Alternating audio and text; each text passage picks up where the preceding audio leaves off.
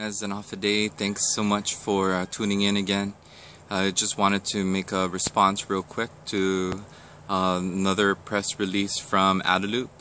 I just wanted to first and foremost say thank you so much to the United States Armed Forces throughout the world who are keeping peace alive and keeping peace as part of the security of our nation and our country, and most especially Guam. So I wanted to thank the $30 million that came in. In 2008, it was I, Jonathan Diaz, who on the air answered the question for a caller on K57 when I was running for the delegate position. And in 2008, I had mentioned that we weren't capturing the entire Section 30 funds. So this administration, of course, had been working with Madeline Berdalio in terms of extracting this money. And again, they didn't say thank you. And they want to be very honest that the Hay study was a waste of government taxes.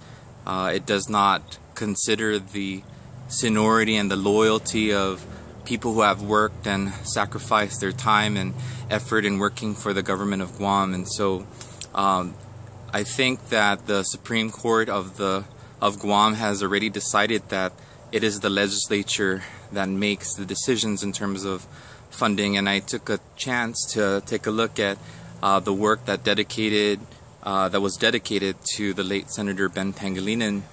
And as you can see, in terms of the revenues, that we have about $766 million that we can play with, out of which $121 million is set aside for tax refunds. And so if it is already budgeted in terms of the tax refund trust account, why is it that the people of Guam are still waiting for their tax refunds?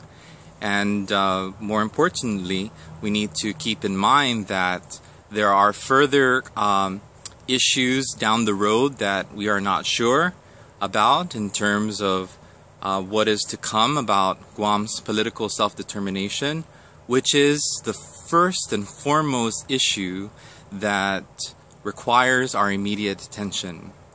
So I'm asking the United States government to please honor the wishes of the people of Guam in the 1980s by giving us the Commonwealth Act. And if it requires our immersion into the Commonwealth of the Northern Mariana Islands, I'm willing to discuss that when I am your governor.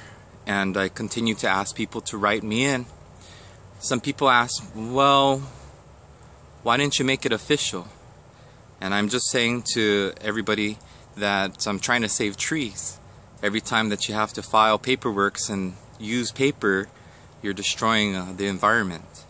And so I think by writing in my name, Jonathan Diaz, I think you can write J. Diaz, J.Diaz, on the Republican side on August 30th. Please come out to vote. Get registered to vote. It is so important. Please don't be jaded and just believe in truth and justice, and that we are fighting for you every single day. And we need to make sure that our children and their future are taken care of. And the immediate needs that face this island require for us to pay attention to each other. So I challenge the governor to start listening to the people, but more importantly to his friends at the Guam legislature today.